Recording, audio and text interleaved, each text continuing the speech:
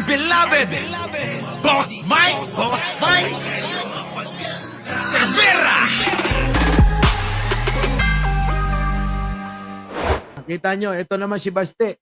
Tingnan nyo naman ang itsura ng mga yan. Mga kababayan ko, ipagpapalit ba natin si Pangulong Bongbong sa katulad niyan? Ipagpapalit ba natin si Pangulong Bongbong na minsan nakita natin yan na mampungay ang mata? Tapos tatawagin nila na adik, bangagang Pangulo. Pero siya, mga kababayan, may ebidensya. Ha? May ebidensya, kasama niya yung isang artista na maganda. Oo, dati crush ako nun, kaya binasted ko. Kaya napunta sa kanya. Nung matapos siya, napunta kay John Lloyd. Tapos napunta kanino? Kay Derek, oo. Kay Derek, oo. Ganun yung mga kababayan eh. Sige, panoorin natin. Sistema ng politika dito sa Pilipinas. Kaya it seems to me, the stories... Kita nyo ang hina. Paano pa? Public speaking pa lang bagsak na. Sasabihin niya, sistema ng politika sa bansa. Putik naman mga kababayan. Naging presidente na yung tatay mo, hindi nyo pa inayos yan. Tama po ba mga kababayan? Kung totoo na problema pala ang sistema ng politika sa bansa, dapat pinangunahan ng tatay mo. Ang kaso nagtanim ng maraming kaaway, ng agrabyado, ng kapwa Pilipino, pumatay ng maliliit na tao. Anong sistemang sinasabi mo? Mga kababayan, lahat ng mga sasabihin niyan, babalik sa kanila. Tandaan nyo, kapag ikay naging Pangulo, hindi mo nagawa yan, babalikan ka namin dyan. Naging Pangulo ka na, bakit hindi mo ginawa? Sige nga, tatay mo yan. Hindi ka nalalayo dyan. Tuloy. that I've heard about martial law and oppression is synonymous with... Ayan na, tatakutin na naman nila yung tao sa martial law. Tatakutin nila sa panggigipit. Salitang panggigipit, mga kababayan. Ang tatay niya, ang alin, eksperto dyan. Tatay ho ni Baste, si Digong mismo. Kung panggigipit sa kalaban, sa politika, ang pag-uusapan. Panggigipit ka nyo, ang eksperto dyan, si Digong nyo. the Marcos family name. Sisiraan na naman si Pangulong Bongbong Marcos. Baste, alam mo sa totoo lang, minsan, kasi ikaw, inuna mo yung mga mga bagay-bagay na hindi mo dapat ginagawa. Galit yung tatay mo sa atik, ako nagtataka bakit hindi ka tinukhang. Di ba mga kababayan, anong karapatan nito na magsalita? Si Baste, mga kababayan, meron ba yung nagawa na mabuti para sa bansa? Tanong ko lang. Tandaan nyo, ang kailangan nating pakinggan, yung mga tao na nakagawa ng mabuti at may napatunayan sa sarili. Si Baste, ano napatunayan sa sarili? Pakisagot! Si Baste, ano na nagawa sa bansang ito? Pakisagot! Tapos pinapakinggan ng mga mangmang. Ayokong sabihin na lahat ng mga nandyan ay mga mangmang. Maaaring tulad lang ng mga iba dyan, mga kababayan, na naapektuhan at pinagana yung emosyon. Yung emosyon nila, mga kababayan, na dahil daw matanda na, kawawa naman. Pero tandaan nyo yung mga nakakulong doon sa dahig. Mas matanda pa kay Digong yan. Tama, mali. Di ba? Tingnan nyo maigit, aralin ninyo yung sinasabi ko. Nang sa ganun, mga kababayan, masundan nyo ko. At alam nyo, malalaman nyo kung saan ako nang gagaling dito. Tuloy. Kita nyo, mga kababayan, hindi nga makapagsalita ng maayos yan. Paano nyo pakikinggan? Huwag na kayong magtaka kung bakit walang mga sumasama na matatalinong estudyante sa kanilang panawagan. Walang sumasamang religious group, na sumasama sa kanila kasi alam nilang ganyan yan. Tingnan nyo maigi, mga kababayan, tandaan nyo itong sasabihin ko. Ang pagkamit ng isang people power, ang isang tagumpay ng people power, hanggat walang mga sumasama na mga estudyante, walang sumasama na mga pare, madre, walang sumasama ang religious group, hindi magtatagumpay. At tandaan nyo ba, hanggat hindi binaback upan ng Amerika yan, yang panawagan na yan, hindi kayo magtatagumpay. Hanggat hindi bumabaliktad ang militar, hindi kayo magtatagumpay. Bakit kanyo bumabaliktad ang militar, mga kababayan? Kapag nalaman na nila na ang Amerika ay sumuporta na sa sinasagawang people power. Tandaan niyo yan, mga kababayan, pansinin ninyo. Nagrally sila kahapon. Sabi nila, susugurin na raw nila yung Malacanang. Ano nangyari? Tama ba, mga kababayan, na 2,000 lang ang mananawagan na people power daw? Tandaan nyo, mga kababayan, maraming tahimik. Maraming mga matitino na tao na nananahimik lang na ayaw makisali. Saan? Sa gulo. Ni Digong. Bakit to? Gulo niya lang naman yan. Dinadamay tayo. Gulo niya lang naman yan eh. Kaso niya lang naman yan sa Netherlands, sa ICC eh. Bakit kailangan damay tayo? Naiintindihan nyo ba yon, mga kababayan? Bakit kailangan idamay ang tao sa problema lang na naman ni Digong yan? Si Digong may kaso dyan, hindi tayong mga Pilipino. Kung ano yung problema ni Digong, problema niya yon. Siya may gawa nun, siya may kasalanan nun, bakit ngayon kasama tayo? Hindi nyo ba nagigets yun? Mga DDS, isipin nyo maigi. Bakit sinasama nyo yung sarili nyo? Bakit dinadamay tayo ng mga to sa kasalanan lang naman ni Digong nyo? Tama? Ganun lang yun. Kaya mga kababayan, mag-isip kayo maigi. Ngayon mga kababayan, sa tingin nyo, magagawa nila na na agawin ang gobyerno? Malabo yan. Para kayo na naginip na 10 beses sa inyong panaginip. Nagets nyo yung sinabi ko? Baka hindi. Para kayo na naginip na 10 beses sa inyong panaginip. Na naginip na kayo, na naginip pa kayo uli.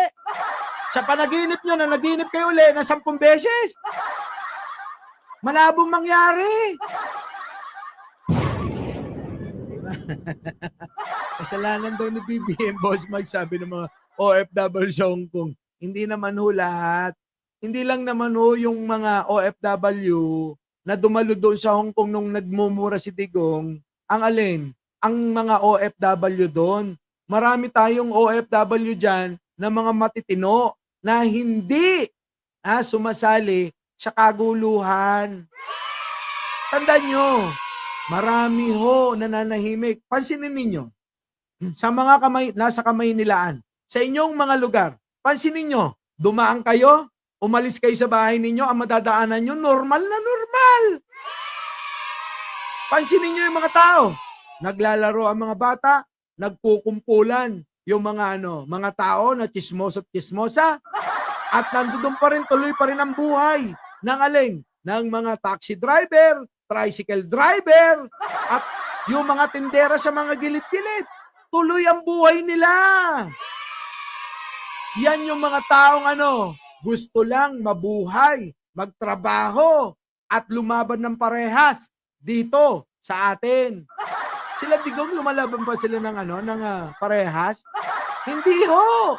Hindi ho lumalaban ng parehas sila Digong. Di ba? Wala ho. Sabi ni King of Comeback, pasikat ka lang. Yun lang yung argumento mo. Yang tira mo na yung pambobo. Gumawa ka naman ng medyo malalalim-lalim na argumento. Kasi mga ganyan, sawang-sawa na ako. Oo. Immune na nga ako dyan eh. Kung klaseng mga tira dyan, talinuhan nyo naman. Eto partida. Bukas, mag-research ka. Tapos balik ka. Balik ka rito. Tapos yun, may argumento ka na.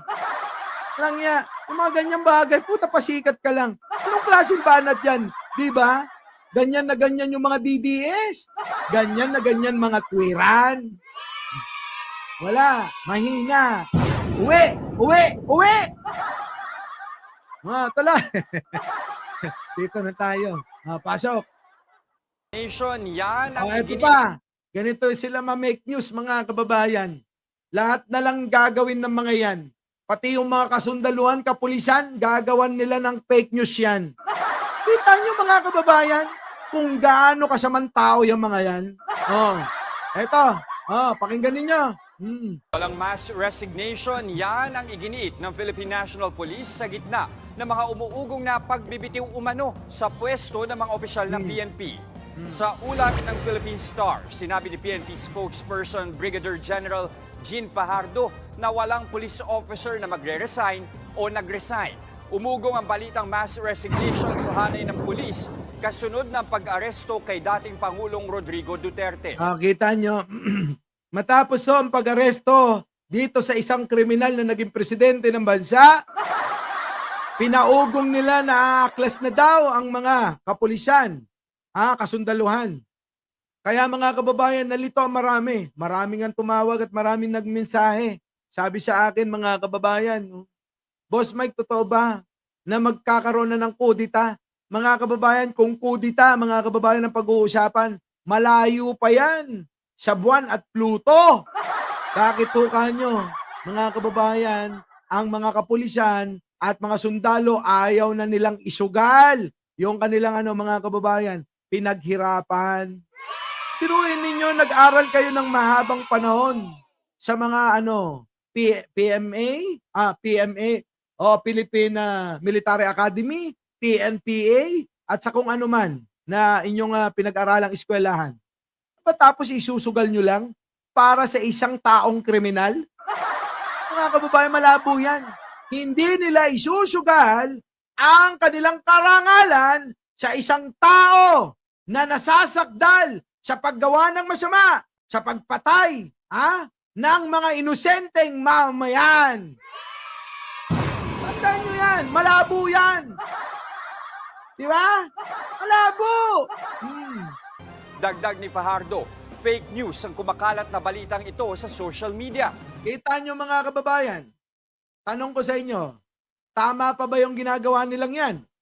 Gumagawa na sila ng mga ka-fake newsan para mapansin lang. Yan, mga kababayan, ang sinasabi ko. Na sila desperado dahil wala silang maibanat sa gobyernong ito kung hindi puro paninira, kaya puro fake news ang dala para makuha yung atensyon ng mamamayang Pilipino na mahihina. Diba? Yan ang sinasabi ko malagi, mga kababayan. Ang target nila, yung mga taong mahihina. Dahil hindi nila makukuha yung mga taong katulad ninyo. Ay bakit to?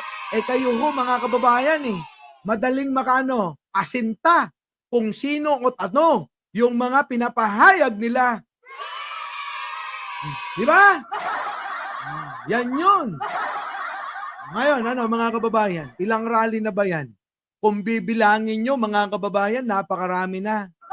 Rally nila mula noong naupo si Pangulong Bongbong Marcos, inumpisahan ni Digong yan at nagmumura at tinawag na may bangag daw tayong presidente. Ilang rally na nila ang nagdaan, pero bakit hanggang ngayon si Presidente Marcos pa rin ang nakaupo dyan? Tapos sasabihin nyo, weak leader yan. Gamitin nyo naman uli yung weak leader, Kasi yung weak leader nawala na sa eksena nyo. Weak leader, nasa na? Gamitin nyo yung weak leader nyo. Wala na. Diba? Wala na weak leader, Hindi nyo kaya. Putik na yan, nagpunta kayo ng liwasan. Ilan libo? 2,000 lang.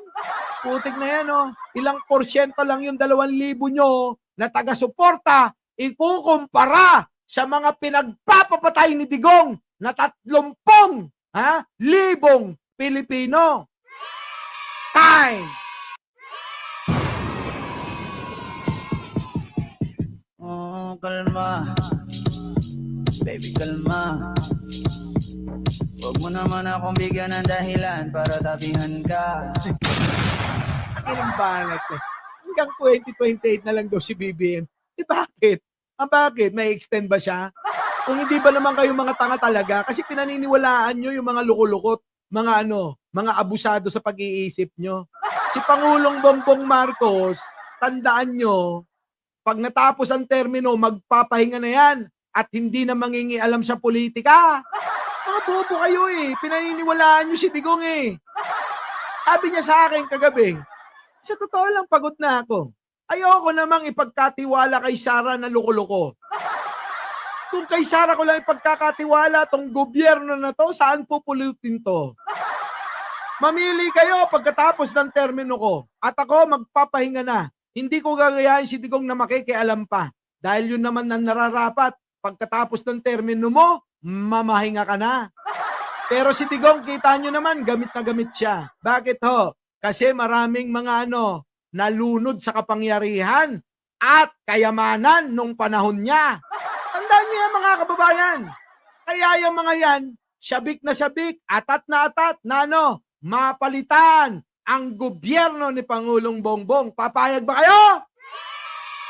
Hindi, syempre. Lalo na ako. Kaya mga kababayan, hanggang dito na lang at napakahaba na ng ating live. Sa mga hindi pa nakakapag-like, share, and subscribe. Oo, alam ko naman yung mga DDS dyan na nag-comment dyan, nag-subscribe pa yung mga yan. Kaya mga kababayan, huwag nyo nang ipagkakait yan. Pero tandaan nyo kahit DDS, Pinklawan o ano paman ang inyong kinaaniban at pinaniniwalaan. Ako po ay isang ordinaryong tao na nagmamahal sa inyo bilang kababayang Pilipino. Mahal ko ang kapwa ko Pilipino, kaya ako dumating dito. Tandaan niyo yan. Oo, hindi ko kailangan to. Pero dahil sa pagmamahal ko sa inyo, nandito ako. Diba? So muli, mga kababayan, magandang umaga, magandang hapon at magandang gabi. Sa mandako ng mundo, naroon kayo. At syempre, huwag niyong kakalimutan yung lagi kong bilin. Bukod sa mahalin natin ang ating kapwa at ipagdasal natin ang ating bansa, bago tayo umalis, mag-iwan naman kayo dyan ng inyong komento. At syempre, yung like and share and subscribe, huwag niyong kakalimutan yan. Our beloved Boss Mike Cervera.